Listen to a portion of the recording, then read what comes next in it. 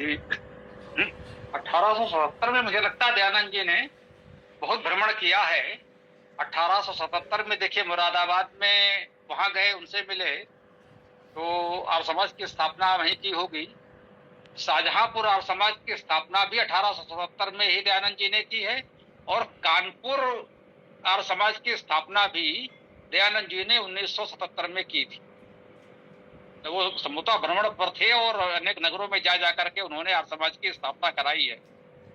मतलब जो प्रथम आर्य समाज, मुख्य आर्य समाज बना, इसे कानपुर का मेस्टर रोड आर्य समाज है, और उसके पश्चात तो आज तो कानपुर में मोहल्ले मोहल्ले आर्य समाज हैं, तो कोई बात ही नहीं। गुरदेव, मुरादाबाद में 6 दिन का प्रवास था उनका, जो इन्होंने त्रिवेदी ने जो लिखा है। जी जी, अब इतने भ्रमण में इस तरह के प्रयास तो करने ही पड़ते थे। अब आर्य समाज की स्थापना होगी, उसका कार्यक्रम होगा, प्रवचन होगा, व्याख्यान होगा, है ना। वो आजकल के बड़े बड़े नेताओं की तरह तो नहीं कि यहाँ विमान से उतरे, यहाँ 2 घंटे भाषण दिया, उसके बाद 2 घंटे बाद कहीं और पहुंच गए। तो वो सुविधा तो उस समय नहीं थी। उस समय तो ऐसे ही होता था। भाई मैंने का लगता है 77 का समय इनका बहुत ही सक्रिय रहा है, और घूम घूम कर इन्होंने क्या, ऐसे इतना तो मेरी जानकारी में था। शाहजहांपुर में भी देखा, वहां लिखा हुआ है। कानपुर तो हमने देखा ही देखा। मुरादाबाद की बात आपने की ही। सब लोग नमस्ते जी, नमस्ते जी। दीनानाथ जी, नमस्ते, बहुत बहुत स्वागत है।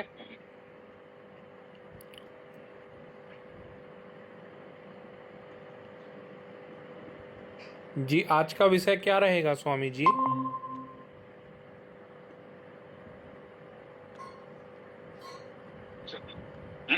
देखिए, अभी आदरणीय पीसी सिंह जी ने कहा है कि जो वेदायन मंत्र व्याख्या का क्रम चल रहा है उसको तो बनाए ही रखा जाए, तो एक मंत्र व्याख्या उसकी कर दी जाए, जो भी क्रम चल रहा है, जो भी उस क्रम से आ जाए, और उसके पश्चात तो फिर जैसा प्रश्नोत्तर होता है, अन्य विषय होते हैं, तो कोई भी रखा जा सकता है। तुम्हारा भी हो सकता है, किसी और का भी। तो तुमको रखना हो तो एक मंत्र व्याख्या कर लेते हैं, उसके पश्चात तुम्हारा रख लेंगे, या फिर और कोई किसी की बात होगी तो देख लेना, जैसा ठीक समझो कर लेना। ठीक है स्वामी जी, धन्यवाद।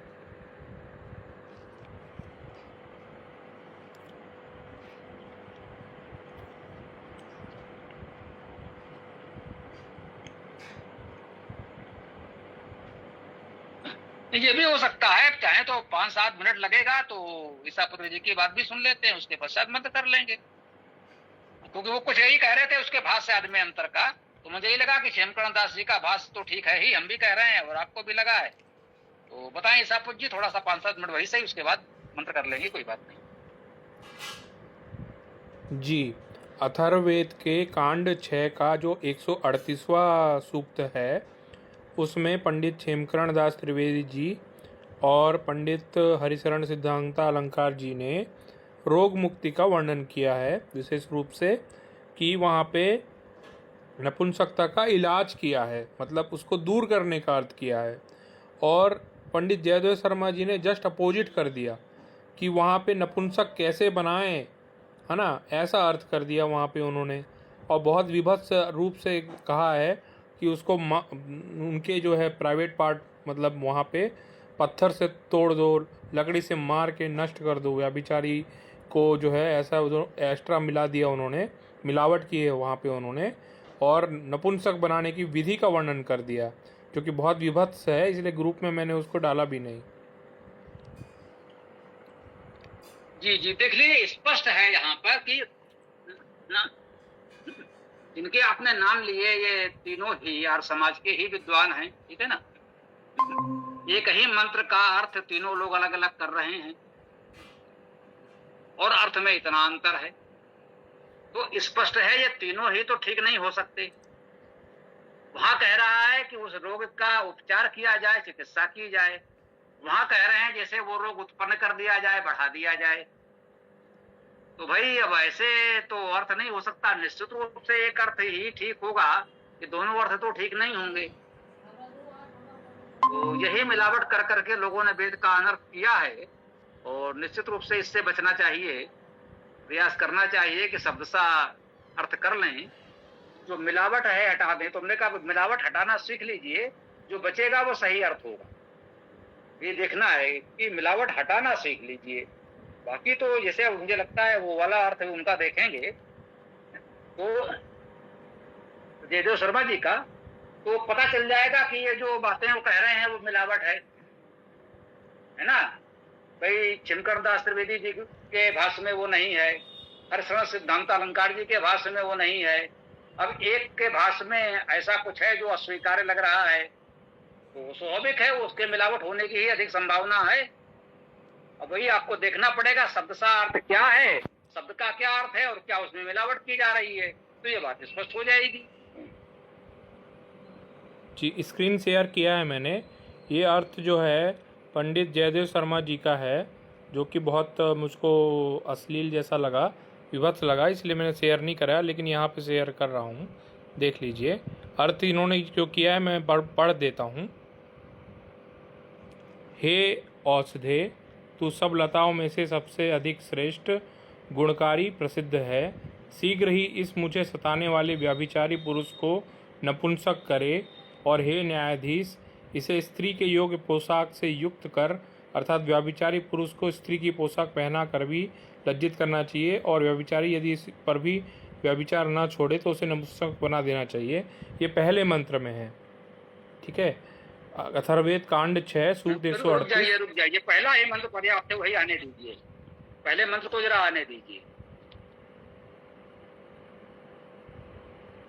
तो ना जैसे भी दिखा रहे थे ना वही दिखाओ जरा।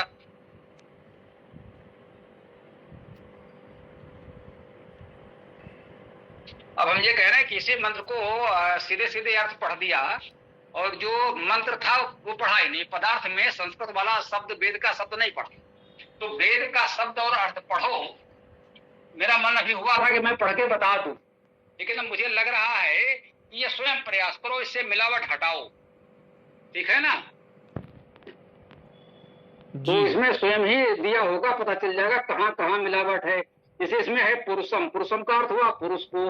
अब व्यभिचारी पुरुष को स्पष्ट है व्यभिचारी शब्द इन्होंने अपनी ओर से जोड़ा है, ये मंत्र में तो नहीं हुआ ना। मैं माने मुझे, यहाँ तक तो ठीक है। आगे लिख दिया है सताने वाले, तो मैं का अर्थ है मेरा, मुझे, इतना तो चलेगा, लेकिन सताने वाले इन्होंने अपनी ओर से जोड़ा है। इसी को मैं मिलावट कहता हूँ।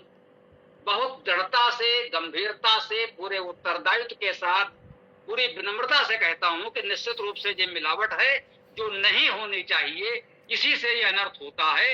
यदि आप मुझे के बाद सताने वाले लिख देंगे, पुरुषम का अर्थ पुरुष को होना चाहिए, उसमें व्यभिचारी पुरुष लिख देंगे, तो यदि इस तरह से मिलावट करेंगे तो निश्चित रूप से अर्थ का अनर्थ होगा, और इसीलिए वेद का प्रचार प्रसार नहीं हो पा रहा है लोगों में।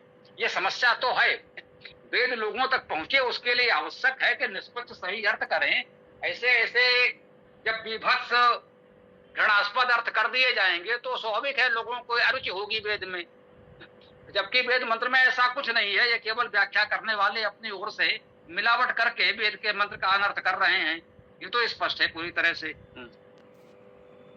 जी, ऐसे ऐसे अर्थ को देख के कई लोग आर्य समाज में भी वेद को पढ़ने के बाद भी नास्तिक बन जाते हैं। मैं कई लोग को जानता हूँ जो कई लोग जैन बन जाते हैं।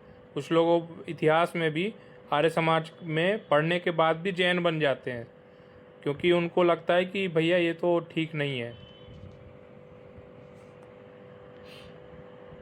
जी देख लीजिए, आर्य समाज में ही वेद का प्रचार प्रसार कहाँ हो रहा है ना।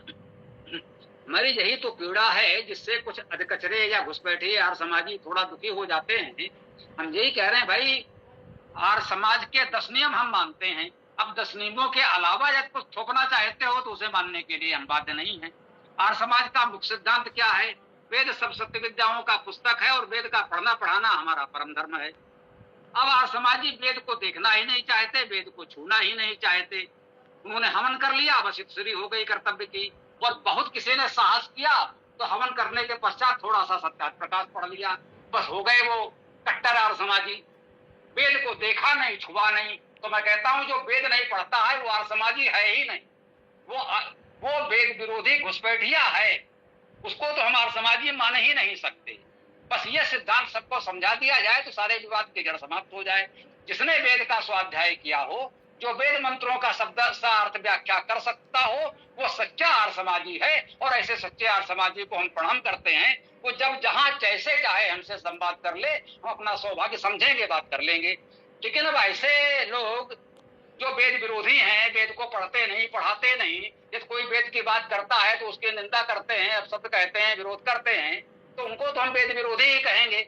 वो तो आर्य समाज के विरोधी ही कहे जाएंगे। वो तो ऐसे लोग हैं जो आर्य समाज में घुसपैठ करके भीतर भीतर दीमक की तरह आर्य समाज को नष्ट करना चाहते हैं। तो मैं कहूंगा ऐसे लोगों को आर्य समाज से बाहर किया जाना चाहिए। आर्य समाज को ऐसे घुसपैठियों से बचाना चाहिए। हम तो यही कहेंगे। बिल्कुल ठीक कहा स्वामी जी। आर्य समाज को ऐसे लोग ही बदनाम कर रहे हैं। तो पहला अर्थ में देख लिया, क्या मैं अगले मंत्र में भी आऊं कि हो गया, इतना ही करें? जी, मुझे लगता है मूल उद्देश्य पूरा हो गया है, तो आगे रहने दें। और यदि लगता हो कोई बहुत आवश्यक है तो चलिए कल भी देख लेंगे, एक एक रखिए। तो अब हम प्रयास करें कि जो वेदायन हम लोग आगे चला रहे थे उसको थोड़ा आगे बढ़ाते हैं। तो ओम खम ब्रह्म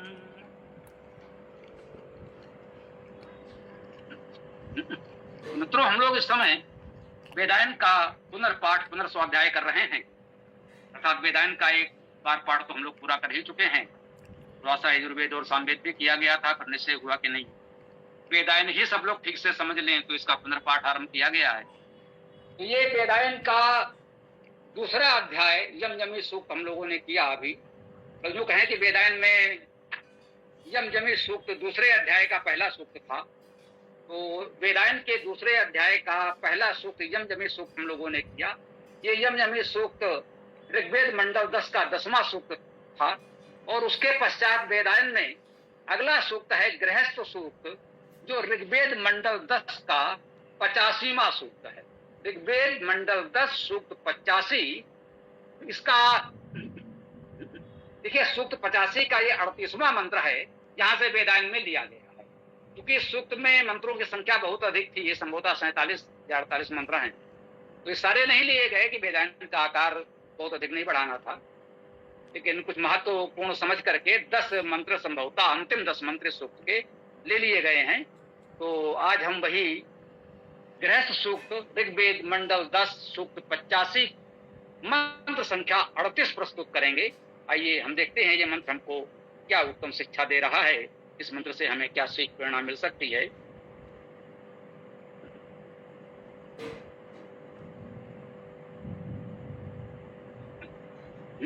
देखिए, इस मंत्र में थोड़ा संदर्भ देख लें, चूंकि अभी एक नवीन सूक्त का आरंभ हो रहा है। तो इस मंत्र में ऋषि सूर्या सावित्री है, देवता सूर्या है, छंद त्रिष्टुप है, स्वर धैवत अनुदात है।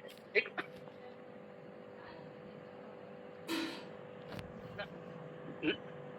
देखिए इस सूक्त में या इस मंत्र में ऋषि सूर्या सावित्री है, ठीक है ना। सूर्या सावित्री स्वाभाविक है, स्त्रीलिंग शब्द है। वेद में महिलाएं, नारियां मंत्र दृष्टा हैं। मंत्र के ऋषि यहां पर सूर्या सावित्री है। और आज जो लोग कहते हैं कि नारियों को वेद पढ़ने का अधिकार नहीं है, उनके लिए ऐसे ऐसे वेद सूक्त वेद मंत्र बहुत अच्छे उदाहरण हो सकते हैं। तो इसमें ऋषि सूर्या सावित्री है, देवता भी सूर्या है। देखिए, सूर्य देवता नहीं, देवता सूर्या है, अर्थात ये भी स्त्रीलिंग शब्द है। ऋषि भी सूर्या सावित्री है और देवता भी सूर्या है।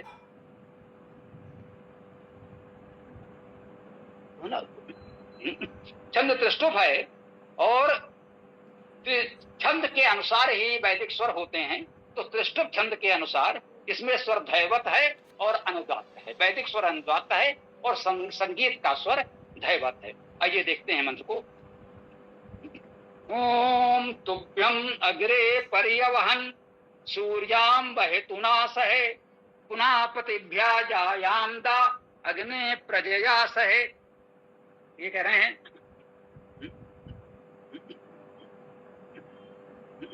तुभ्यम तुम्हारे लिए, अग्रे आगे। देखिए, जो लोग परिचित हैं आप सब लोग जानते हैं ये वेदायन भाष्य को स्मृता यहाँ दिखा भी रहे हैं। तो इसमें प्रत्येक शब्द के उपसर्ग धातु लिखी हुई, जो बहुत सरल शब्द हैं, उनको यहाँ बोलने से कोई लाभ नहीं है। आप हमारे वेदांत पुस्तक में या हमारे ऋग्वेद भाष्य में इन सब के प्रमाण देख सकते हैं, क्या उपसर्ग है, क्या धातु है, कैसे अर्थ किया गया है। लेकिन इतना सरल है। तुभ्यम सर्वनाम है, तुभ्यम अर्थात तुम्हारे लिए, अग्रे आगे, परि अवहन परिता श्रोता सबोर से अवहन अर्थात वहन किया, वहन क्रियापद है, वहन किया भूतकाल की क्रिया है। तो तुम्हारे लिए आगे परिवहन किया, सबसे आगे उसका वहन किया, परिवहन किया। सूर्याम, सूर्याम अर्थात सूर्या को, ये सूर्याम का सीधा सीधा अर्थ हो गया सूर्या को। ये कर्म कारक द्वितीय विभक्ति एक वचन है, सूर्या को। अब सूर्या क्या है, इसका धातु अर्थ लेंगे तो सुप्रसवे सो ऐश्वर्य सुप्रेरणे धातु बनेगी। इसके अनुसार इसका अर्थ हो गया सृजनशील, ऐश्वर्यवान, प्रेरणादाता सूर्या। वह तुनाशय, वह तुना क्या है, वह धातु वहन करना, उसे तू प्रत्यय लगा है तो बन गया वह तू। और ना क्या है, ये तृतीय विभक्ति एक वचन की विभक्ति है, तो हो गया वह तुना अर्थात बहतु द्वारा। अभी बहतु क्या हुआ, बहतु का अर्थ है जो आपको वहन करे, वो बहतु अर्थात वाहन। किस अर्थ में इस समय हम लोग वाहन का प्रयोग करते हैं, उसी अर्थ में यहाँ पर आया है बहतु, और तृतीय विभक्ति एक वचन में कहा वह तुना अर्थात बहतु द्वारा, वाहन द्वारा। अब यह बहतुना क्या क्या वाहन हो सकता है, प्रसंग के अनुसार पालकी भी हो सकता है, बैलगाड़ी हो सकता है, रथ हो सकता है। वैदिक काल के अनुसार जो समय वाहन सामान्यतः प्रचलित रहे होंगे, यही रहे होंगे। आज के संदर्भ में देखें तो आप किसी भी वाहन को कह सकते हैं, ठीक है ना।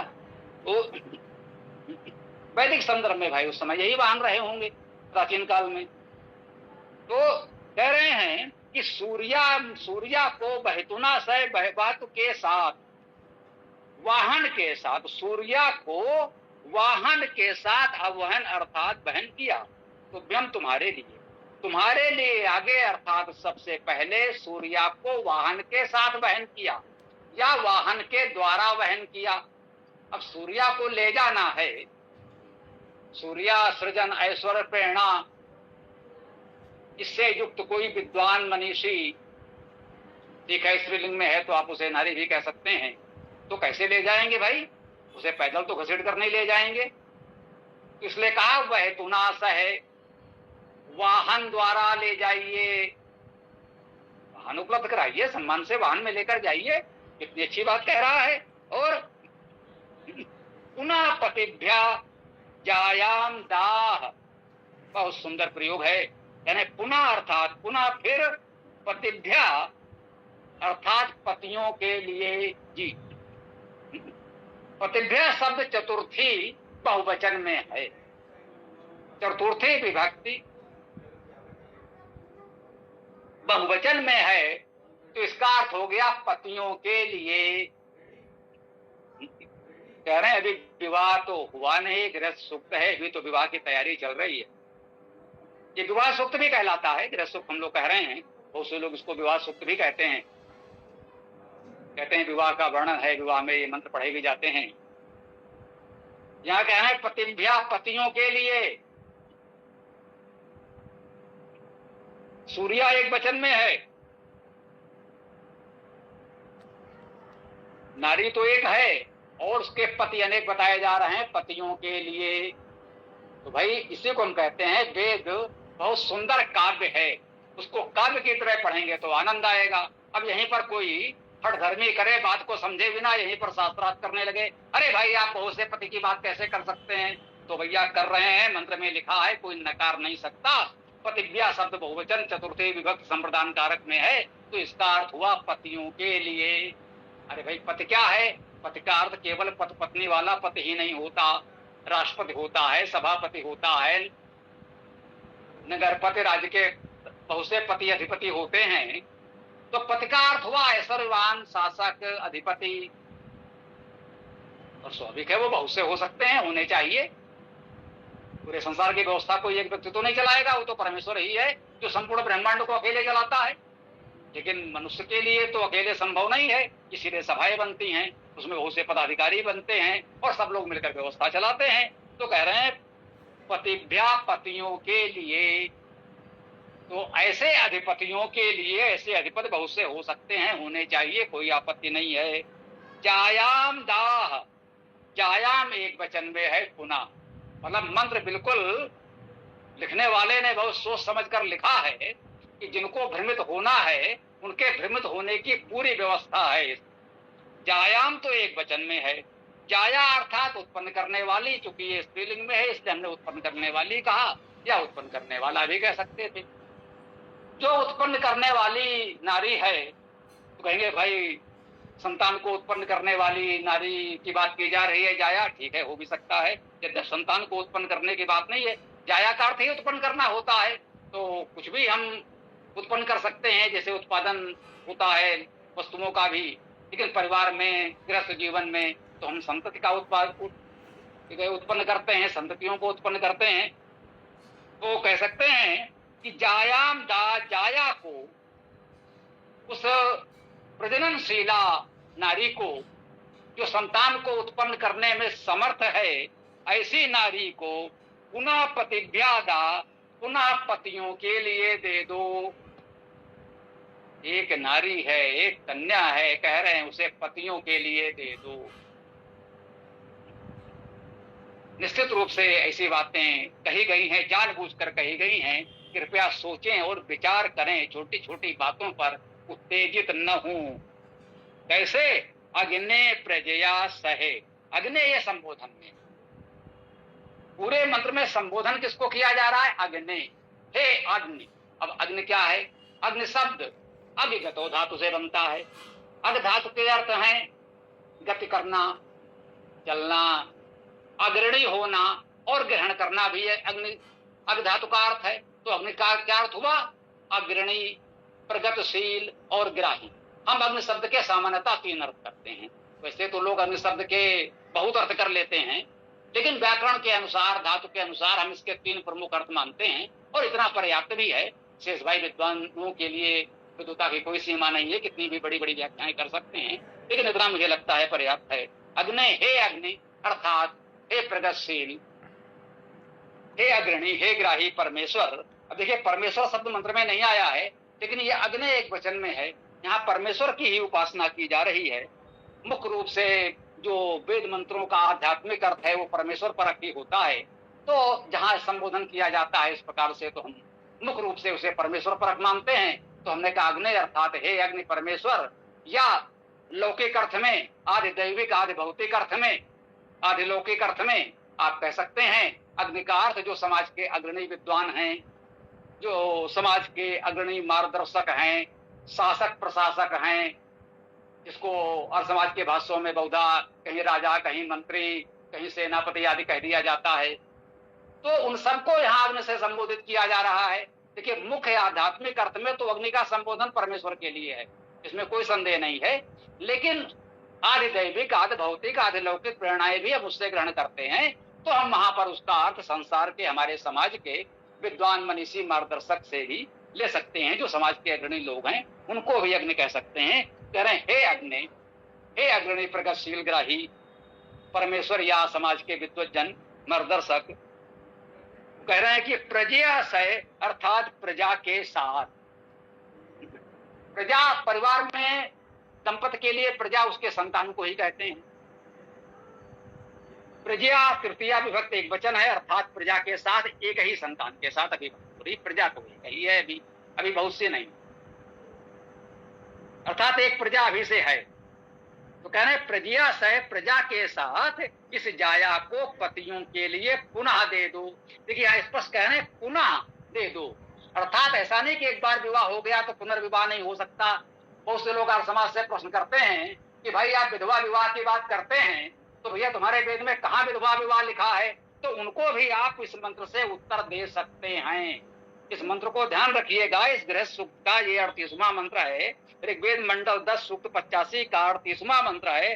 कह रहे हैं पुनः पतिभ्या जायाम दा, पतियों के लिए उस जाया को पुनः दे दो। एक बार किसी पति को दिया था, किसी कारण से भाई वहां संबंध नहीं चल पाए, पति के निधन हो गया, विधवा हो गई या और भी कोई कारण रहा हो, तो कोई बात नहीं, अन्य पतियों के लिए दे दो।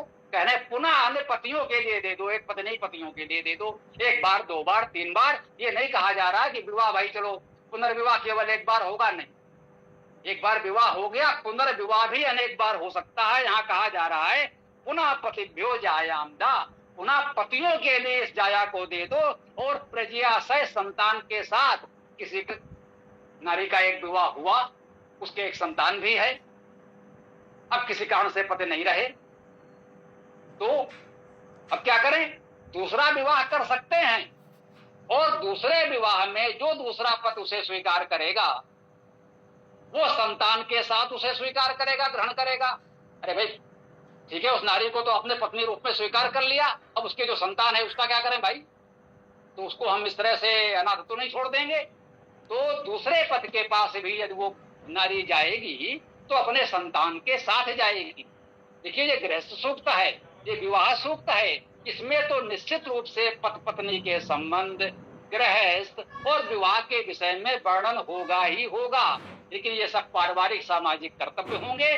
पूरे सूक्त में कहीं भी आपको अश्लीलता जैसा कुछ नहीं मिलेगा।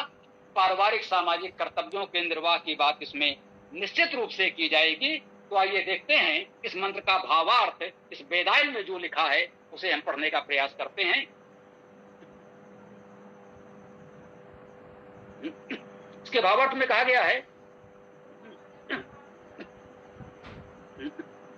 ओम हे अग्नि, हे अग्रणी प्रगतिशील ग्राही, पहले सूर्या को अर्थात ऐश्वर्य सृजन प्रेरणा को तुम्हारे लिए वाहन द्वारा अर्थात वहन करने वाले के साथ वहन करने वाले साधन सहित परिता अर्थात सभी प्रकार से वहन किया।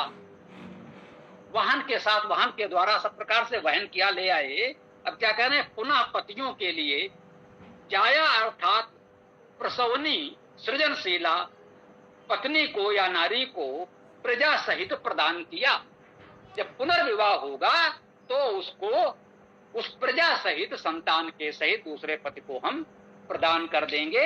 ये इसमें भावार्थ लिखा गया है। ठीक, इसके आगे इसमें विशेष भी दिया गया है। तो इस विशेष व्याख्या में कहा गया है, इस मंत्र में कहा गया है कि पुनः पतिभ्या अर्थात पतियों के लिए जायाम अर्थात पत्नी को प्रज्ञाशय अर्थात पुत्र संतान के साथ प्रजा सहित प्रदान किया अथवा प्रदान करो। वहां कहा है शाब्दिक अर्थ व्याकरण के अनुसार प्रदान किया, भूतकाल की क्रिया प्रयोग हो रही है, लेकिन प्रेरणा के रूप में तो यही है कि आगे भी ऐसा करो, प्रदान करो, कर सकते हैं। ठीक, जाया पति का अर्थ पत्नी और पति होता है। लोग व्यवहार में जाया पति कहते हैं, तो उसका अर्थ पति पत्नी होता है, पत्नी और पति होता है। तथा प्रजा का अर्थ पुत्र या संतान होता है, लोग व्यवहार में हमेशा जानते हैं। अर्थात लौकिक अर्थ में कह सकते हैं कि जाया या पत्नी को पतियों के लिए प्रदान करो। अब इसका अर्थ है कि एक पत्नी के अनेक पति हो सकते हैं। जायाम पद एक वचन है तथा पतिभ्या पद बहुवचन है। इससे बहुविवाह का प्रमाण भी माना जा सकता है। शब्दों का व्याकरण सम्मत धातु अर्थ ग्रहण करें तो पति का अर्थ अधिपति ऐश्वर्यवान है, जाया का अर्थ उत्पन्न करने वाली सृजनशीला और पत्नी का अर्थ ऐश्वर्यवती कहना उपयुक्त है।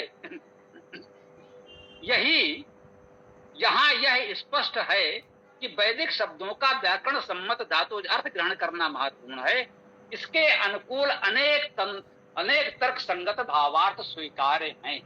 जब से हम लोगों ने चर्चा आरंभ की है, कुछ वर्ष पूर्व से प्रारंभ से हम बता रहे हैं, हम कहते हैं अनंता वै वेदा, अर्थात वेद तो अनंत हैं। अब अनंत कैसे हैं?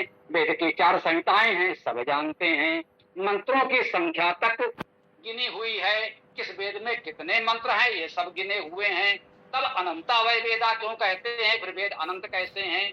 वेद की मंत्र संख्या गिनी हुई है, वेद के पदों की शब्दों की संख्या गिनी हुई है, सब कुछ गिना हुआ है, फिर भी हम कहते हैं अनंता वै वेदा, वेद तो अनंत हैं। अर्थात वेद की मंत्र संख्या तो सीमित है, गिनी हुई है, परिमित है, लेकिन उसका अर्थ विस्तार अनंत है। एक एक शब्द के अनेक अर्थ हो सकते हैं, क्योंकि प्रत्येक शब्द वेद के शब्द समानता हम लोग कहते हैं शरण ने भी कहा, दयानंद जी ने भी कहा कि वेद के सब यौगिक हैं, अर्थात उनका धातुजर्थ ही ग्रहण किया जाएगा। और एक सूक्त ये भी विद्वानों ने हमें बताई, इन्हीं भाष्यकारों विद्वानों ने बताई, बहुअर्था ही धातुआ, धातुओं के अनेक अर्थ होते हैं। अब एक एक धातु के अनेक अनेक अर्थ होते हैं, और अक्षण धातु से ओम शब्द की निष्पत्ति है, और अवधातु के कितने अर्थ हैं वहां पढ़ लीजिए। तो अनेक धातुओं के अनेक अनेक अर्थ होते हैं, तो जिस धातु से वो शब्द बना है उसमें वो सभी अर्थ स्वीकार किए जा सकते हैं, कोई भी नकार नहीं सकता।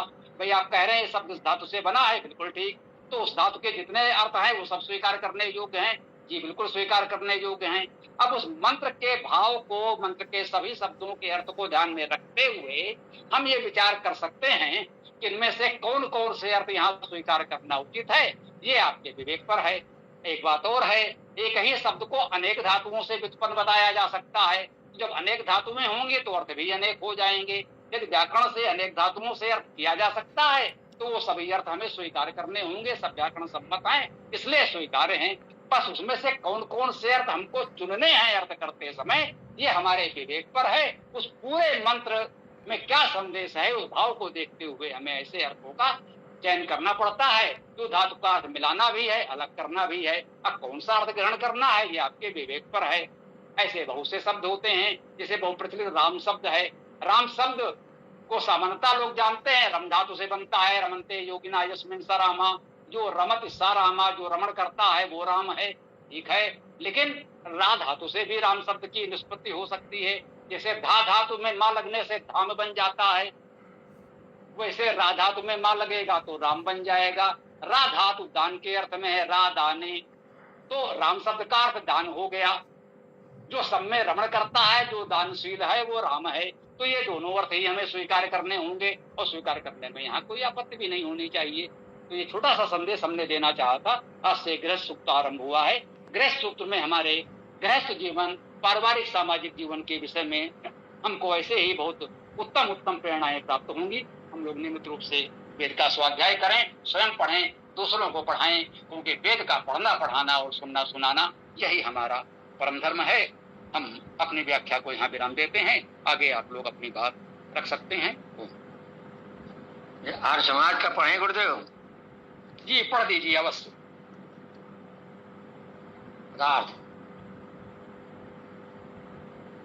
हे बधू, तुभ्यम इस यज्ञाग्नि में, यज्ञाग्नि के द्वारा नहीं, इस यज्ञाग्नि के पर चारों तरफ वह तुना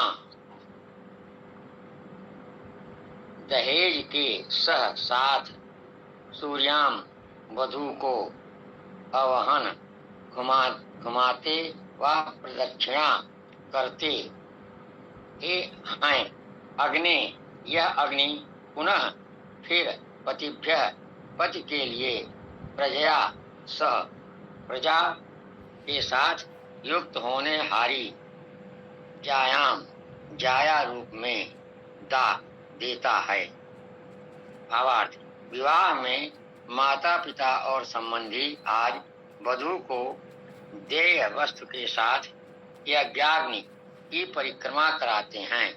पुनः यह यज्ञाग्नि प्रजा को उत्पन्न करने हारी इस वधु को पति के प्रति प्रदान करता है। धन्यवाद गुरुदेव जी। अभी एक साथी ने लिखा कि मंत्र में तो कहीं दहेज नहीं आया है, ठीक बात है। अब यदि मंत्र में दहेज यहाँ हमने लिख दिया है तो कुछ लोग वेद को प्रमाण दे सकते हैं, लो भाई वेद में भी दहेज का वर्णन है, तो यदि हम दहेज मांग रहे हैं, दहेज ले रहे हैं तो फिर क्या दोष है, क्योंकि वेद ही दहेज की बात कर रहा है। तो यहीं पर हमें कहना पड़ता है, कृपया अपनी ओर से कोई मिलावट न करें।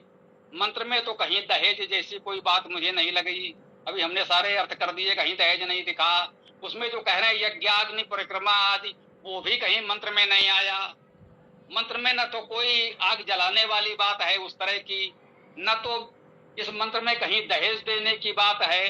पतिभ्या में बहुवचन स्पष्ट है, तो पतियों के लिए कहना ही पड़ेगा। तो यही छोटी छोटी बातें हैं जो हम किसी की निंदा आलोचना नहीं करते, वो सब हमारे विद्वान पूज्य हैं। हम बिल्कुल मानते हैं कि उनके जो सहायक सहयोगी रहे होंगे वो भी हमसे अधिक विद्वान रहे होंगे, लेकिन जाने अनजाने जो इस तरह की बातें आई हैं, उन्हें क्या पता था कि भविष्य में 100-200 वर्ष पश्चात क्या परिस्थिति समाज की बनेगी। अब आज तो लोग इससे दहेज का प्रमाण मान लेंगे, तो समस्या तो होगी। तो थोड़ा सावधानी बरतें। इस गोष्ठी में हम लोग यही प्रयास कर रहे हैं कि जो हमसे पहले जिन लोगों ने भी भाष्य किया है, वो चाहे उबट सायण महिधर की परंपरा हो या दयानंद जी और उनके अनुयायी और समाजी विद्वानों की परंपरा हो, जाने अनजाने बहुत सी बातें मंत्रों में उन्होंने जोड़ दी हैं जो मंत्र में नहीं, और कहीं कहीं कह सकते हैं उनसे थोड़ा सा अनर्थ भी होता है और लोगों को भ्रम भी होता है। तो इस गोष्ठी में हम प्रयास कर रहे हैं कि लोग ये जो मिलावट है, जो जाने अनजाने किसी भी भाव से हो गई, हो सकता है उनकी भावना अच्छी रही हो, लेकिन जो कुछ ये जुड़ गया है जिससे आज थोड़ा समस्या होती है, लोगों में भ्रांति होती है, भ्रम फैलता है, वेद का अनर्थ ऐसा लगता है, तो उन मिलावट को अलग करके शुद्ध अर्थ करना हम लोग सीखें। ये हम लोगों का प्रयास है कि अर्थ सबका पढ़ें और जितना मंत्र में शब्द है उतने का अर्थ ग्रहण कर लें, और जो अपनी ओर से मिलावट है उसे हटा दें। सार सार को गहरा है, थोथा दे उड़ाए, जो मंत्र का वास्तविक अर्थ है ग्रहण कर लीजिए, जो उनकी मिलावट है उसको हटा दीजिए। जो मंत्र का शुद्ध अर्थ आपको प्राप्त होगा वो बहुत सुंदर, बहुत उपयोगी होगा। गुरुदेव खेमकरदास त्रिवेदी ने अपना दूसरा विवाह किया था विधवा स्त्री से। अब उनकी पत्नी जब स्वर्गवासी हो गई तो दूसरा विवाह 1897 में किया था। धन्यवाद गुरुदेव। उस समय उनकी उम्र लगभग 50 साल रही होगी। धन्यवाद गुरुदेव। स्वामी जी नमस्ते, साथ स्वयं को नमस्ते। और उसका डॉक्टर गंगा साहब शर्मा जी का प्रथम वर्ग वो लिखते इस मंत्र का, हे अग्नि, सूर्य को चादर उड़ाकर सबसे पहले तुम्हारे ही समीप लाया जाता है। तुम पत्नी को संतान सहित पति के लिए देते हो। यह उन्होंने चादर शब्द को जोड़ दिया, चादर उड़ाकर सबसे पहले तुम्हारे समीप लाया जाता है। जी स्वाभाविक है, आप नारी को या जिसका विवाह होने वाला हो उस कन्या को ला रहे हैं तो भैया चादर उड़ाकर ही लाएंगे ना। जैसे दुर्योधन द्रौपदी को सभा में लाया था वैसे तो नहीं लाएंगे ना। तमेक वस्त्राम, महाभारत में लिखा है, तमेक वस्त्राम, केवल एक वस्त्र पहने हुए थी और उसे घसीट लाए। दुर्योधन से कहा गया भाई ये क्या है, तो कहते हैं अब क्या, मैंने तो जुए में जीत लिया है। एक वस्त्रावा निर्वस्त्रावा, एक वस्त्र फिर भी पहने हैं, वो भी ना होता तो क्या हम तो लाते। तो उसका परिणाम भी सब जानते हैं। तो भावना ठीक है, वही मैं कह रहा हूँ, उनका भी चादर ओढ़ा, लेकिन अपनी ओर से उन ठीक है सम्मान में अच्छे भाव से कह दिया कि भाई लाएंगे सभा मंडप में तो चादर उड़ाकर लाएंगे, लेकिन मंत्र में नहीं है। ये न लिखते तो कह सकते हैं ज्यादा सटीक और शुद्ध अर्थ होता, लेकिन वही क्या, जैसे ये यदि इसको मिलावट भी कहें तो कहीं कोई आपत्तिजनक तो नहीं है। तो जिन लोगों ने किया कुछ शब्द अपनी ओर से जोड़े, उनकी भावना तो अच्छी होगी, लेकिन कहीं कहीं जाने अनजाने ऐसा हो गया जिसे लोग इस मंत्र को दहेज का प्रमाण बना लेंगे, तब तो आज के समाज में बहुत गड़बड़ी होगी। तो लो भाई, वेद में दहेज के लिए कहा गया है तो हम दहेज मांग रहे हैं, दहेज ले रहे हैं, दहेज दे रहे हैं, तो फिर क्यों आपत्ति करें, तो समस्या हो जाएगी। इसलिए हम कहते हैं अर्थ उतना ही करें जितना मंत्र में है, अपनी ओर से उसमें कुछ न जोड़ें तो अच्छा रहेगा।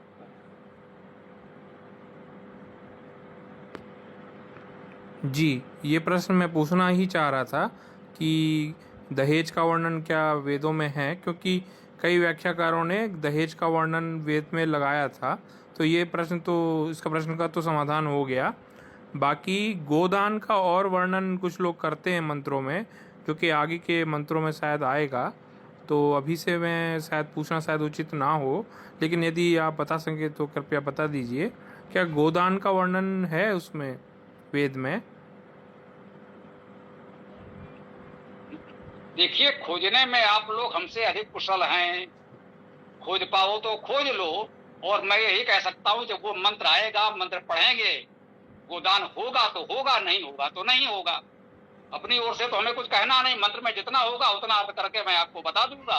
मंत्र में मिल गया तो ठीक, नहीं मिला तो कोई बात नहीं।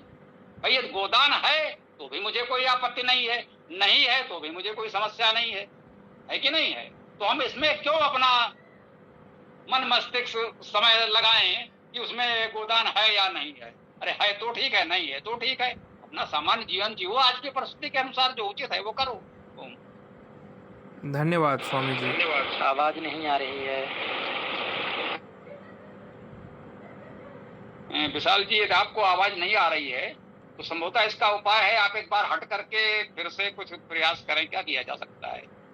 कई बार हम लोगों को हो जा, आपकी आवाज तो हमको आ रही है, हमने तो सुना, अब आप हमारी बात नहीं सुन पा रहे हैं तो क्या कह सकते हैं। एक बार कहिए फिर जुड़िए, तो कभी कभी होता है तो समझ पाए। ये और किसी को कुछ रखना हो तो बताएं। गुरुदेव, ऐसे सत्यार्थ प्रकाश में भी है कि कन्या की शादी में भरपूर दहेज देना चाहिए, दहेज के साथ विदाई करनी चाहिए। धन्यवाद गुरुदेव। जी देखिए, नहीं समझे, दयानंद जी के समय की परिस्थिति और थी, ठीक है ना। वही कह लीजिए कि सामाजिक प्रतिष्ठा, भव्यता, कुछ भी कह लीजिए, वो उस समय के परंपरा परिस्थिति के अनुसार उन्होंने सत्यार्थ प्रकाश में लिख दिया। तो भैया वही मैं कहता हूँ, सत्यार्थ प्रकाश कोई वेद तो नहीं है ना कि सत्यार्थ प्रकाश में लिखा है दहेज देना चाहिए तो बिना दहेज के तो विवाह ही नहीं हो सकता। अब ऐसा तो नहीं कह सकते हैं, ये तो उचित नहीं होगा। अब ऐसे तो रामचरितमानस में तुलसीदास जी ने भी लिख दिया, दाजज दीन जाए नहीं वरनी, वहां तो इतना दहेज दिया जा रहा है कि बेचारे उसका वर्णन भी नहीं कर पा रहे हैं। अब इसको यदि आज उदाहरण बनाकर कोई बात करेगा कि तुलसीदास जी ने दहेज देने को लिखा है, स्वामी दयानंद जी ने सत्यार्थ प्रकाश में दहेज देने को लिखा है, वेद मंत्र का भाष करते समय भी आर्य समाजियों ने दहेज देना लिख दिया है, तो भैया क्या दहेज को अनिवार्य बना दिया जाए, दहेज के मांगने को अच्छा कार्य बता दिया जाए? तो आज की जो सामाजिक परिस्थिति है उसमें तो इसे ठीक नहीं कहा जा सकता है। अब हो सकता है तुलसीदास जी के समय या दयानंद जी के समय में दहेज ऐसी कोई समस्या न रही हो, स्वेच्छा से, सद्भावना से लोग जो भी करते होंगे तो करते होंगे, तो उन्होंने सहज भाव से लिख दिया है। तो उसको प्रमाण उदाहरण बनाकर आज की व्यवस्था को मत बिगाड़िए, मेरा निवेदन इतना ही है। इसलिए हम लोग कहते हैं कि वेद ही स्वतः प्रमाण है, अन्य सभी ग्रंथ पढ़ता प्रमाण है। अन्य ग्रंथों में ब्राह्मण ग्रंथों से लेकर रामचरितमानस और सत्यार्थ प्रकाश तक सभी ग्रंथ आ जाते हैं, इसमें कोई अपवाद मत मानिए, तो कोई समस्या नहीं होगी।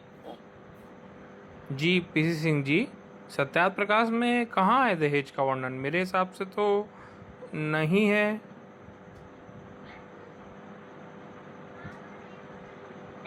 अब विवाह प्रकरण में ही होगा और कहाँ होगा, सत्यार्थ प्रकाश में, या हो सकता है उस संस्कार विधि में हो, थोड़ा भ्रम हो गया हो बोलने में। तुम तो खोज लेते हो ना, खोजो, गूगल बताएगा खोज के कहाँ पर है। सत्यार्थ प्रकाश और संस्कार विधि खोज डालो, कहीं ना कहीं गूगल बता ही देगा, एआई बता ही देगा। अब तो बड़ा सरल हो गया है। जहाँ तक मेरा अपना खोज हुआ है तो रामचरितमानस में चाहे शिव विवाह हो या राम सीता का विवाह हो, उसमें भेंट शब्द प्रयुक्त हुआ है, दहेज शब्द प्रयुक्त नहीं हुआ वहाँ। दहेज नहीं है। अभी मैंने क्या बोला, दाजज दीन जाए नहीं बरनी, वहां दहेज के लिए दाजज शब्द आया है। हो सकता है तुलसीदास जी का दाजज शब्द ही समय के साथ थोड़ा भ्रंश होकर दहेज हो गया होगा, ये हो सकता है। देखिए, भेंट, उपहार, नाम कुछ भी दे दो, कुल मिलाकर के बात वही हो जाती है। कहने के लिए शब्द कुछ भी दे दो, है ना। जैसे कार्यालयों में रिश्वत के लिए है, अरे भाई दस्तूर है, ये तो बस चाय पानी है, ये तो हमारी ओर से थोड़ा सा बच्चों की मिठाई है। तो कुल मिलाकर अर्थ वही है कि कार्य के लिए वो कर्मचारी हमसे किसी न किसी रूप में रिश्वत ले रहा है, हम दे रहे हैं। तो शब्दों पर मत जाइए, भाव यही है कि इन सब बातों को महत्व न दिया जाए। उस समय की परिस्थिति में प्रचलन में रहा होगा तो लिख भी दिया, तो लिखने वाले को दोष भी न दें, लिखने वाले की निंदा भी न करें। अरे भाई उन्होंने तो दहेज का समर्थन किया है। अरे भाई, दहेज आज के समय में समस्या है, उनके समय में समस्या नहीं रही होगी, तो उन सहज भाव से लिख दिया है। तो हम ऐसा लिखने वालों की निंदा भी न करें और आज उसको उदाहरण बना करके आज की व्यवस्था भी न बिगाड़ें। तो ये हमें थोड़ा संतुलन रखना चाहिए मेरे विचार से। जी धन्यवाद गुरुदेव। शब्दों का हेर फेर है, कुल मिला के है वही, केवल शब्दों का हेर फेर है बस। आज एक YouTube पर मिला जिसमें उसने जो है वेद मंत्रों के बड़े अश्लील अर्थ बताए हुए हैं, ऋग्वेद के मंत्रों के, जो मैंने पोस्ट में डाला हुआ वेदायन में। संभवतः कोई सज्जन अपने साक्या है, गौरव साक्या, उनके पोस्ट के बीच में है, दोपहर में डाला 12 बजे के आसपास, तो वहाँ दिख सकता है। तो उसको देखें तो समझ में आएगा कि ये किस तरह से भ्रमित किया जा रहा है। यद्यपि मैंने पोस्ट डालने की कोशिश की थी उस पर, लेकिन उसने स्वीकार नहीं किया, तो मैंने छोटे से में लिख दिया कि ये गलत है किसी व्याकरण के जानकार से सीखिए। ये बिल्कुल ठीक है। दरअसल इसको हमने बहुत गंभीरता से कहा है, जो कहें कि अब उसकी गंभीरता बढ़ती जा रही है, कि यहाँ पर एक बहुत बड़ा वेद विरोधी वर्ग है। वो अपने आप को कहता तो है सनातन का समर्थक, समझे ना, वो अपने आप को सनातन का समर्थक, सनातन का प्रचारक, सनातन का रक्षक कहता है, लेकिन मूलतः वो सनातन विरोधी है, वेद विरोधी है। तो एक तो ये है कि सीधे सीधे वो विरोध करे, तो वो तो साहस नहीं है किसी में जो वेद का विरोध कर सके। तो इस प्रकार से वेद के प्रति वो दुष्प्रचार करते हैं, जिससे लोगों के मन में वेद के प्रति श्रद्धा सम्मान न होने पाए, विरोध और घृणा उत्पन्न हो। तो इसलिए लोग इस तरह की बातें करते रहते हैं। तो उनके भ्रम में नहीं पड़ना है, ये मान कर चलें ये लोग सनातन विरोधी, वेद विरोधी लोग हैं। जहां भी वेद का अच्छा कार्य होगा, इसे हम ही लोग वेद गोष्ठी कर रहे हैं, कुछ लोग हमारा ही विरोध कर रहे हैं, करते हैं। कोई आज पहली बार नहीं कर रहे हैं, करते आए हैं, वो सबके साथ हुआ है। दयानंद जी के साथ भी हुआ, उनको कितनी बार विष दिया गया और अंत में इसी से उनका निर्माण भी हुआ, जीवन लीला समाप्त हो गई। तो जो भी अच्छा कार्य करता है, ये दुष्ट लोग विष देने तो आ ही जाते हैं, ये विषैले प्राणी हैं तो विष उगलेंगे ही। तो ये लोग दुष्प्रचार कर रहे हैं, बस उनके भ्रम में न पड़े, उनको बस इतना जागरूक लोगों को करते रहे उनके प्रति कि ये वेद विरोधी हैं, सनातन विरोधी हैं। वो अपने आप को चाहे जितना बड़ा सनातन रक्षक, हिंदूवादी और जाने क्या क्या बताते रहे, लेकिन लोगों को सावधान करें कि इनके भ्रम में न पड़े। एक ही कसौटी है, यदि वो वेद पढ़ते पढ़ाते हैं तो हमारे सनातनी वैदिक हैं, अन्यथा वो वेद विरोधी है, जो इस तरह की बातें करके लोगों को वेद से दूर करने का दुष्प्रचार कर रहे हैं, दुष्प्रयास कर रहे हैं। तो उनसे बचने का ही एकमात्र प्रयास कर सकते हैं, यही उपाय है। चाणक्य जी ने एक बात कही थी कि वो सबसे बड़ा चांडाल है जो निंदा करते रहता है। तो अभी वर्तमान में जो खुद को आर्य समाजी कहते हैं, जो हमेशा निंदा ही करते रहते हैं हर चीज़ की, तो वो तो चाणक्य जी के अनुसार चांडाल है।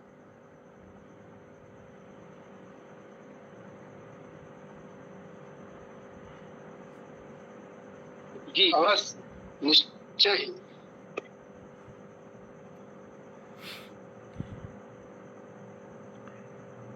जी, निंदा तो किसी की नहीं करनी चाहिए, अपनी बात कहिए वो अलग बात है, लेकिन निंदा दूसरे की मत कीजिए।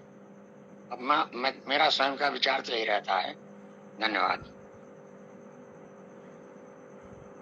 जी। यही हम दशकों से कह रहे हैं कि आर्य समाज ने जितनी ऊर्जा मूर्त पूजा के खंडन में, निंदा करने में लगाई है, यदि इसका एक अंश वो वेद के प्रचार में लगा देते तो हो सकता है आज मूर्तियां विलुप्त हो गई होती, मूर्तियां होती ही नहीं। आप मूर्त पूजा का खंडन करते रहे और लोगों की आस्था और दृढ़ होती रही। आपके इसी कारण से उनका ठीक है, तुमको इतना विरोध करना है तो हम तो करेंगे मूर्त पूजा, हम तो बनाएंगे मंदिर, कर लो जो करते बने। तो आप तो कुछ कर नहीं पाओगे, क्योंकि आप सत्ता में कभी आ नहीं सकते, आपका कोई राजनीतिक दल है ही नहीं, तो आप क्या करोगे। तो यदि वो मूर्त पूजा का विरोध न करते और घर घर वेद, जन जन वेद का प्रयास करते, वेद का प्रचार करते, जैसे ये लोग हवन का प्रचार करते हैं, सत्यार्थ प्रकाश का प्रचार करते हैं, उस तरह से वेद का प्रचार करते और किसी की निंदा न करते, तो आज मुझे लगता है इस देश को मूर्तियों की आवश्यकता ही नहीं होती। लेकिन वो मूर्ति की पूजा कर रहे हैं, ये हवन कुंड लिए बैठे हैं, दोनों उसी कर्मकांड में उलझे हैं।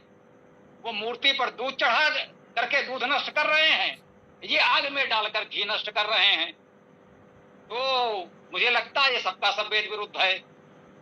और पहले किसी ने कहा मूर्त पूजा की बात, तो ये नहीं हो, जैसे कभी कोई बात होने लगती है तो हम लोग थोड़ा अलग तरीके से बात रख देते हैं कि भाई वेद में मूर्त पूजा है क्या, बड़े उससे कहते हैं वेद में तो मूर्त पूजा नहीं है। हमने कहा नहीं, वेद में तो मूर्त पूजा है, वेद में मूर्त पूजा है, आपने किसके भाष्य में पढ़ लिया। मैंने कहा भैया मेरे पास तो केवल आर्य समाज का ही भाष्य है और कोई है नहीं। तो यही रहा होगा, क्योंकि मैं शब्द सा सत्य बोलता हूँ, झूठ नहीं बोलता। बोले आर्य समाज के भाष्य में आपको मूर्त पूजा कहाँ मिली, दिखाएंगे, हमने अवश्य दिखाएंगे। आप वेद में वो सूक्त खोजिए जिसमें आपको हवन करने की विधि लिखी हो, वहीं पर मूर्त पूजा करने की विधि भी लिखी है। वेद में जहां पर हवन करने की विधि लिखी है, वहीं पर मूर्त पूजा की विधि लिखी है। जाइए खोज कर आइए, हमको बताइए, मैं आपको दिखाता हूँ। अरे भाई, वेद में कोई कर्मकांड नहीं है, कोई भ्रमजाल नहीं है, कोई इस तरह की बात नहीं है। तो इसका क्या अर्थ हुआ कि आप व्यर्थ में इस पर कर रहे हैं कि पत्थर पर दूध फेंक कर नष्ट करना अच्छा है या आग में घी जलाकर नष्ट करना अच्छा है? तो ये तो निश्चित रूप से मूर्खतापूर्ण बात है दोनों पक्षों के लिए, मैं कहूंगा। अरे भाई, वेद को पढ़ना पढ़ाना ही परम धर्म है। वेद पढ़ो, पढ़ाओ, स्वाध्याय करो, प्रवचन करो, लोगों को वेद के प्रति जागरूक करो। जब वेद को लोग सही प्रकार से समझ जाएंगे तो इन सब बच्चों के खिलौनों के प्रतीकों की आवश्यकता नहीं रह जाएगी। बच्चे को पढ़ाया जाता है का से कबूतर, बड़ा हो जाता है तो उसको का सिखाने के लिए कबूतर की आवश्यकता नहीं रह जाती। ये सारे कर्मकांड लोगों को थोड़ी देर के लिए आकर्षित करने का माध्यम मात्र कभी रहे होंगे। आज लोगों ने उसी को धर्म समझ लिया है, तो फिर ये गड़बड़ हो गया है ना। तो जब लोग वेद को पढ़ने पढ़ाने लगेंगे तो ये कर्मकांड रूपी खिलौने की आवश्यकता किसी को नहीं रह जाएगी। लोग बड़े हो जाएंगे तो अपने आप इन खिलौनों को छोड़ देंगे, इन खिलौनों से मुक्त हो जाएंगे। मूर्ति भी एक खिलौना है, हवन कुंड भी एक खिलौना है। मेरा यही कहना है दोनों से कि भैया आप बड़े हो जाओ, अब बच्चे नहीं रहे, अब इन खिलौनों को छोड़ो और सच्चे वैदिक धर्म की ओर आ जाओ। ओम।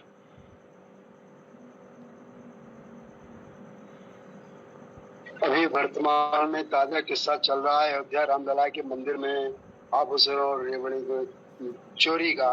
तो ये तो आस्था पर फिर धोखा दिखाई देता है ना लोगों को, आम जनता को। जो भी जनता क्या बोलते हैं, एक आस्था विश्वास रखती है, आस्था जनित है जी। जो कहिए कि जो अज्ञानी थे, सत्य को नहीं जानते थे, भ्रम में पड़े थे, ऐसी घटनाएं जब होती हैं तो उनमें से कुछ लोगों का भ्रम टूट जाता है। भाई, मंदिर बने क्यों? जब से ये मंदिर बने हैं इसीलिए बने हैं। मंदिरों में दो कार्य महत्वपूर्ण हैं। एक तो जातिवाद, केवल एक ही जात का व्यक्ति वहां पुजारी महंत बनेगा। तो मंदिर किस लिए बने? जातिवाद के पोषक के रूप में, जातिवाद के संरक्षक के रूप में। और दूसरा उनका उद्देश्य क्या है?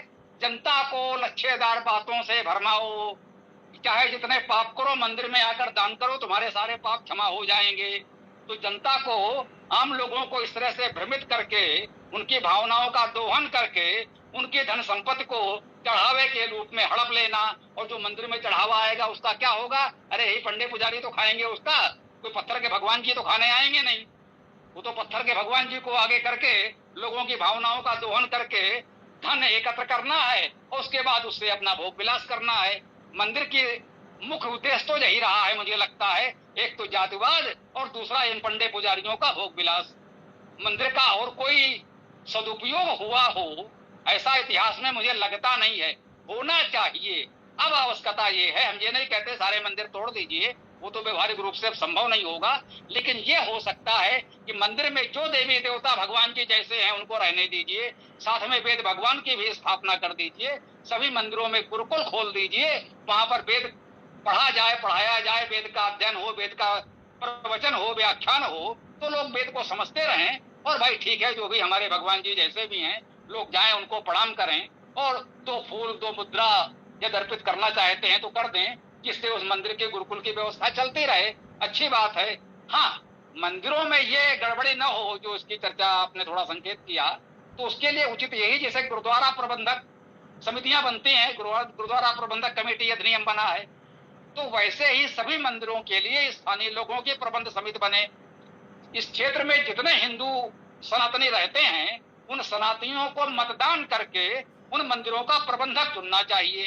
तो निश्चित रूप से जनता के प्रति उनका उत्तरदायित्व होगा कि जब वो चुनेंगे तो अगले चुनाव में फिर उनके पास जाना है, तो फिर वो इतनी गड़बड़ी नहीं करेंगे। देखिए, आपने गुरुद्वारों में इस तरह की गड़बड़ी कभी नहीं सुनी होगी। ये समस्याएं आपको मंदिरों में मिलती हैं, थोड़ी बहुत हो सकता है कभी मस्जिद चर्च में सुनी हो, वहां भी उतनी नहीं आती। सबसे अधिक समस्या मंदिरों में है। क्यों है? एक ही जाति का होगा, दूसरे को घुसने नहीं देंगे, छूने नहीं देंगे, तो बिल्कुल उनका एकाधिकार है, तो कोई रोकने टोकने वाला तो है नहीं। परम स्वतंत्र न सिर पर कोई, भावई मन ही करो तुम सोई। इसलिए यहाँ अधिक गड़बड़ी है। तो ये सारे मंदिरों को स्थानीय जनता द्वारा चुनी गई प्रबंध समिति के नियंत्रण में दे दिया जाए तो फिर मंदिरों की व्यवस्था सुधर जाएगी, वहां गुरुकुल भी चल सकेंगे, अन्य अच्छी गतिविधियां भी हो सकेंगी, क्षेत्र के लोगों को उससे सहायता भी दी जा सकेगी। गुरुद्वारों में क्या होता है, किसी सिख को आवश्यकता होगी, निर्धन होगा, गुरुद्वारे से सहयोग करके उसकी दुकान खुलवा देंगे, उसका व्यवसाय बढ़ा देंगे। जब वो संपन्न हो जाएगा तो फिर गुरुद्वारे को दान कर देगा।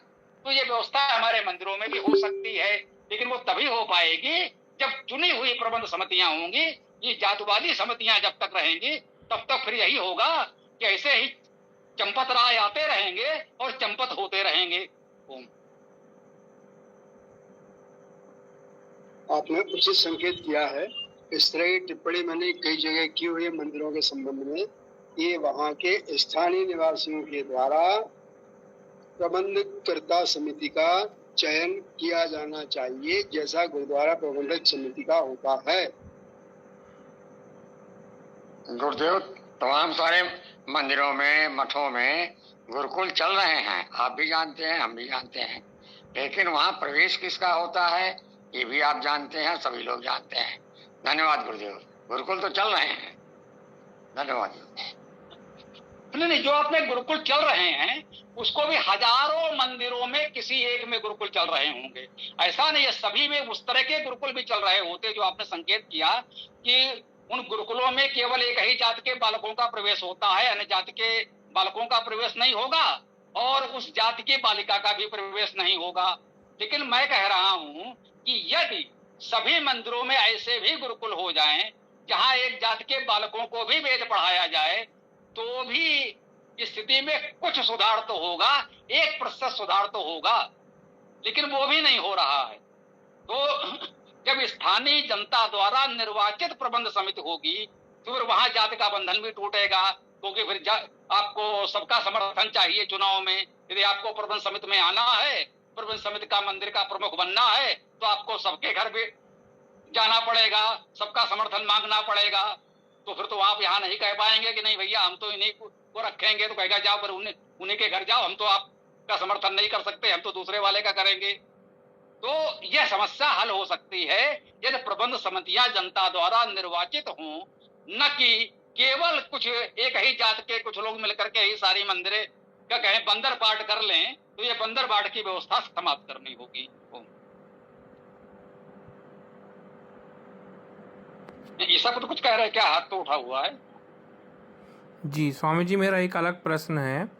ये ओदन और व्रात्य, क्या ये इन दो शब्दों का अर्थ ईश्वर परक भी किया जा सकता है? अथर्ववेद में जो आया है ना ओदन और व्रात्य, क्या इसका अर्थ ईश्वर परक किया जा सकता है? जी किया जा सकता है। व्रत का अर्थ तो बहुत लोगों ने ईश्वर परक किया है, लेकिन मुझे लगता है जितना समय हो गया है तो इतना गंभीर विषय दूसरा नहीं लिया जा सकता, इसको फिर आगे के लिए ही रखेंगे। अब इतने कह सकते हैं कि बहुत से विद्वानों ने किया है, किया जा सकता है। आध्यात्मिक अर्थ तो मुख्य रूप से ईश्वर परक ही होता है और ऐसे सभी शब्दों का अर्थ ईश्वर परक विद्वानों ने किया। तो मुझे लगता है आज के इस सत्र को विराम दे दें, समय का ध्यान रखते हुए वेदाष्टक का पाठ करें, सत्र को विराम दें, कल हम लोग पुनः मिलेंगे। बहुत बहुत धन्यवाद स्वामी जी। हाँ भैया, संजय जी और अपूर्वा जी से पहले थोड़ा सा परिचय तो हुआ है। संजय जी अभी मुझे दिखे, तो हो सके तो अपना परिचय दे दें या तो कुछ समझें कि आपसे पहले परिचय हुआ है, थोड़ा कह नहीं सकते। परिचय हुआ वो जी उत्तम प्रकाश है, उनके आईडी के ऊपर मेरा नाम है। जी जी जी, हैदराबाद जी आपने बताया था, वो संजय दिख रहा था। हाँ, रायचूर आने का बहुत प्रयास किया, लेकिन कुछ कारणों की वजह से मैं व्यस्त हूँ। 1-2 तारीख तक ऐसे ही रहूंगा शायद, लगता है। अब आप विशाखापट्टनम जा रहे हो, फिर अगस्त में जब आएंगे तो आ जाएंगे। रायचूर नजदीक में गिरता थोड़ा। ठीक है भगवान, ठीक है। ओम नमस्ते। हम अभी तो कल संडे को निकल जाएंगे यहाँ से, अगस्त में या जुलाई की लास्ट वीक में आएंगे जी। ओम नमस्ते। ये तो वेदाष्टक का पाठ आरंभ करें और आज के सत्र को विराम दें जी। ओके भगवान, मैं वेदाष्टक का पाठ शुरू करता हूँ। नहीं, पिछली महाराज शुरू की जाए। पिछली महाराज। ओम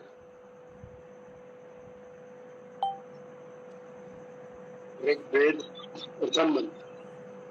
ओम अग्निमीडे पुरोहितम